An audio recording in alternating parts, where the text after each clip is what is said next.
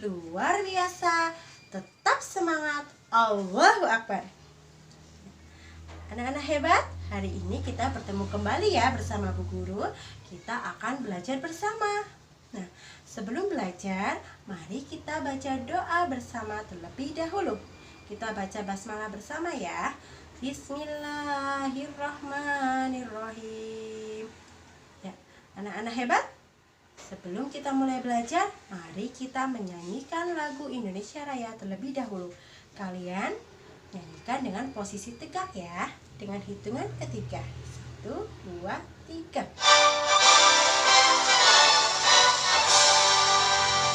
Indonesia tanah airku, tanah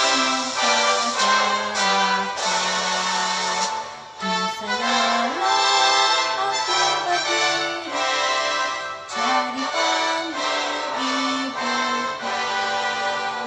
Indonesia kebangsaanku, bangsa dan tanah airku. Marilah kita bersatu, Indonesia bersatu. Hiduplah tanahku, hiduplah negeriku, bangsaku, rakyatku semuanya. Bangunlah jiwanya, bangunlah badannya untuk Indonesia Raya.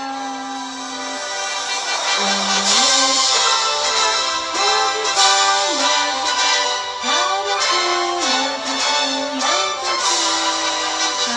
Indonesia Raya, merdeka, merdeka, hiduplah Indonesia Raya.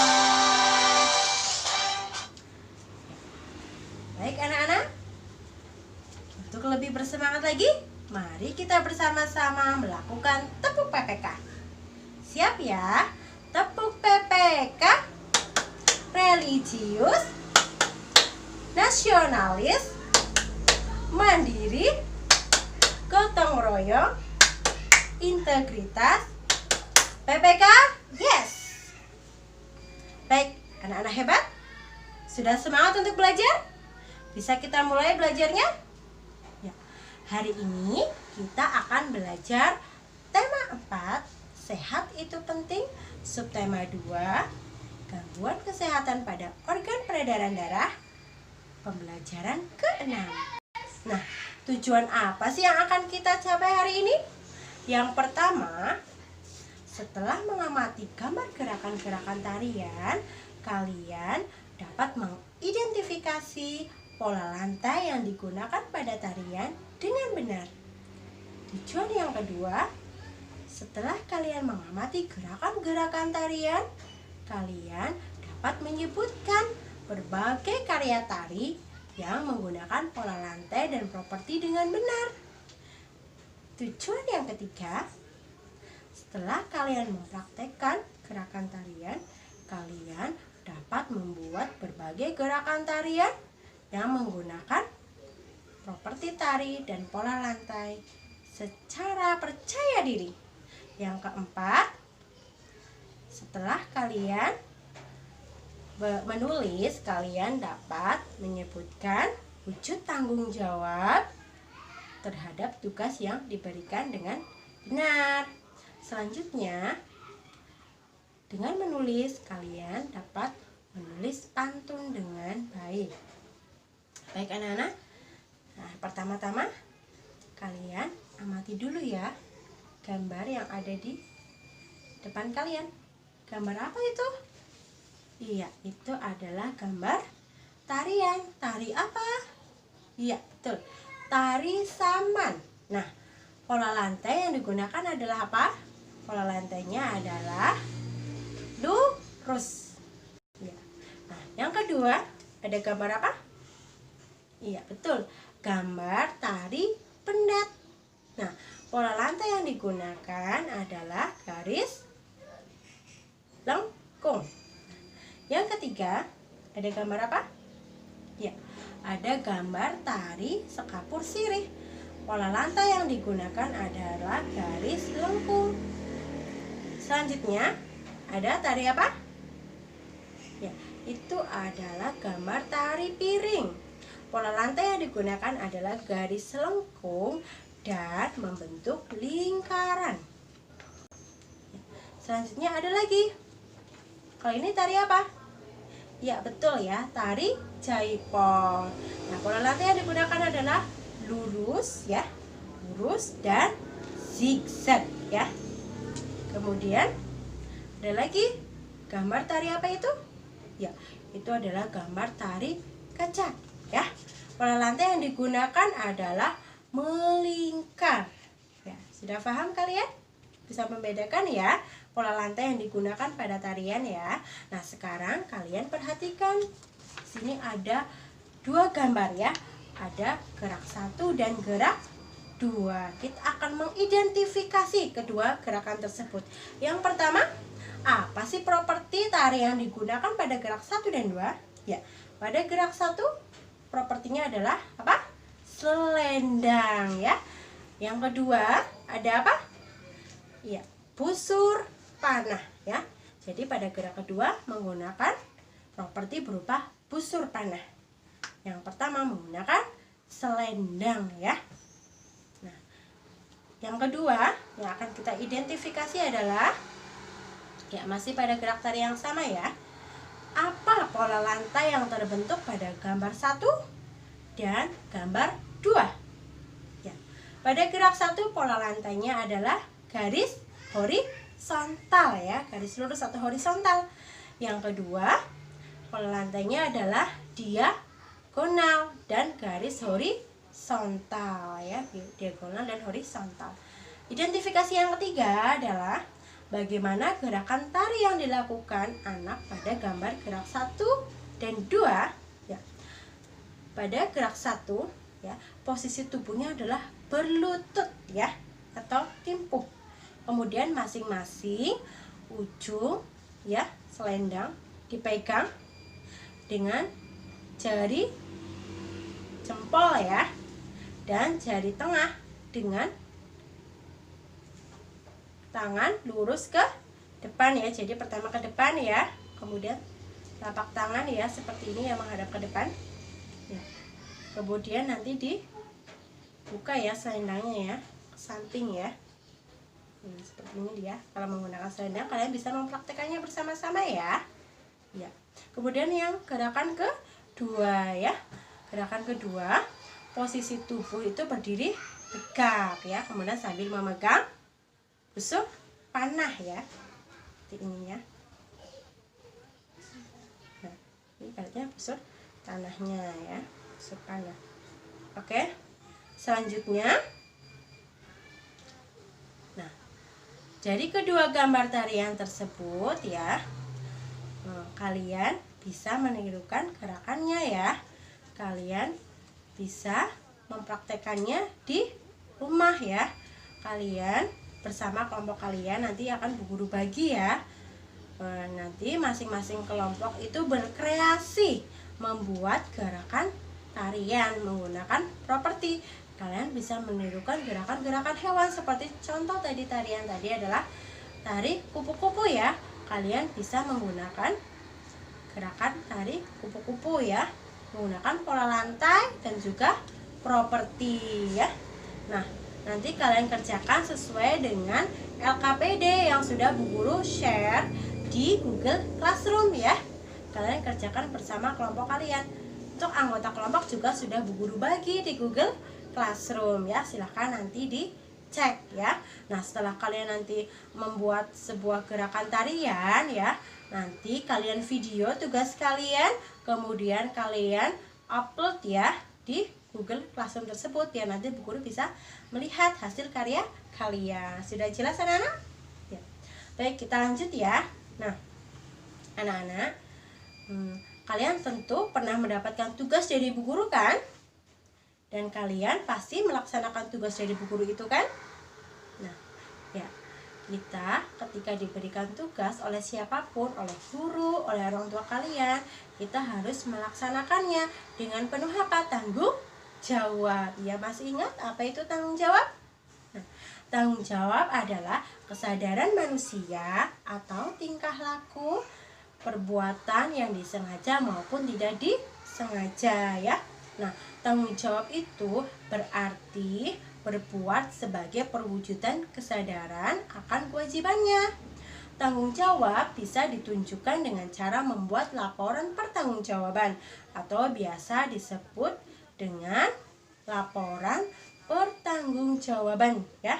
Nah, biasanya laporan pertanggungjawaban itu dibuat oleh panitia ya dalam suatu kegiatan. Nah, kalian juga bisa membuat laporan pertanggungjawaban sederhana ya atas apa yang telah kalian kerjakan ya.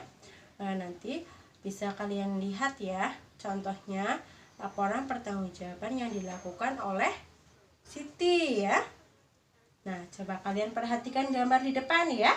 Di situ ada gambar Siti dan teman-temannya sedang berdiskusi ya. Siti dan teman-temannya mendapat tugas untuk menjadi panitia pementasan tari ya di sekolahnya. Nah, setelah diskusi pembagian tugas, Siti mendapat tanggung jawab untuk menyiapkan busana tari ya. Nah, Siti dapat membuat laporan pertanggungjawabannya. Bagaimana laporannya ya? Nanti bisa kalian simak ya di depan ini ya.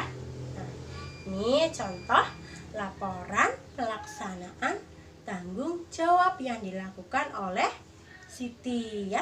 Kalian juga bisa membuatnya seperti itu ya. Jadi nanti kalian menuliskan ya tugas apa yang diberikan oleh kalian, kemudian kalian susun menjadi sebuah laporan pertanggungjawaban. Nah, kalian juga kerjakan di LKPD yang sudah Bu share ya di Google Classroom. Itu untuk tugas kedua ya. Nah, yang ketiga, nah sekarang coba kalian perhatikan di situ juga ada gambar ya. Ya, masih Siti dengan teman-temannya. Apa yang sudah mereka lakukan?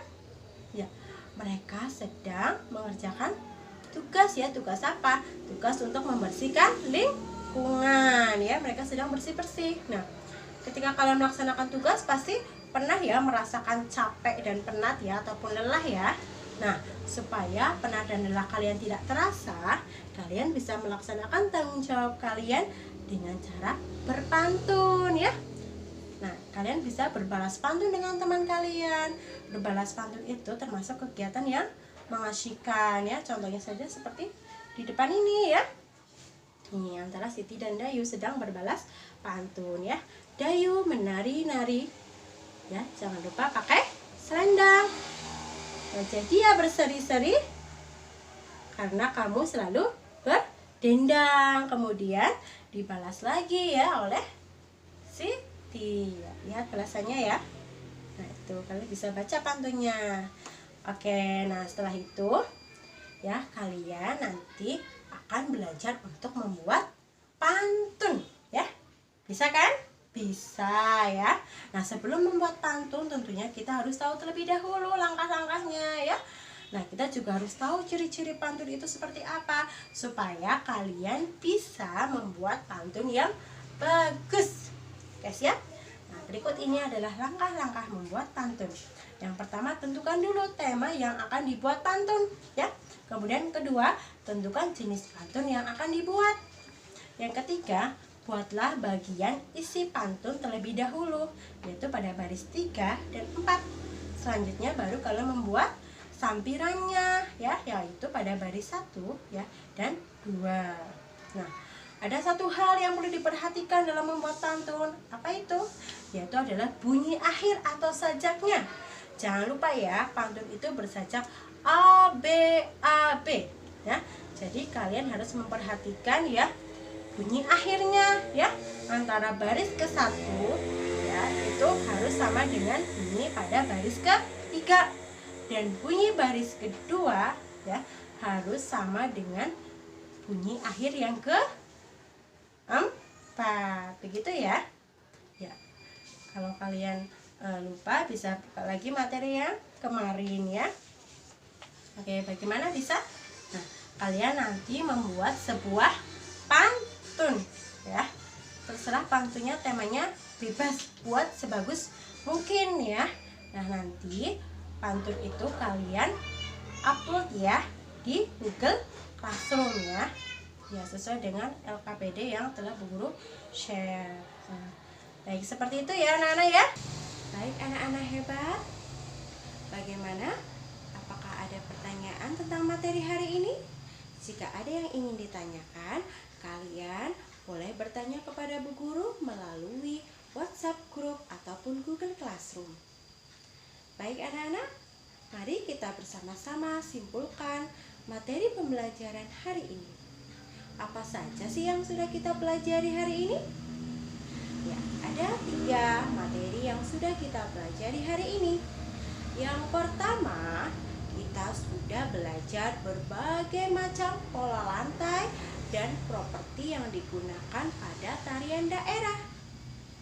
Yang kedua, kita sudah belajar tentang apa itu tanggung jawab dan bagaimana kita melaksanakan tanggung jawab yang telah diberikan kepada kita. Yang ketiga, kita sudah mempelajari tentang bagaimana cara membuat pantun dan ciri-ciri pantun. Baik anak-anak hebat, apakah kalian suka dengan pembelajaran hari ini? Apakah kalian mengalami kesulitan? Nah, jika mengalami kesulitan, bagaimana solusinya? Baik, untuk mengetahui tentang refleksi pembelajaran hari ini, Bu Guru minta kalian isikan refleksi pembelajaran pada hari ini pada lembar refleksi yang sudah Bu Guru kirim pada Google Classroom. Bu Guru tunggu ya. Gimana? Sudah paham pelajaran hari ini? Ya. Nah, untuk mengetahui ya sejauh mana pemahaman kalian pada pembelajaran hari ini, kalian ya bisa mengerjakan soal evaluasi yang telah Bu Guru share linknya ya pada Google Form pada Google Classroom ya.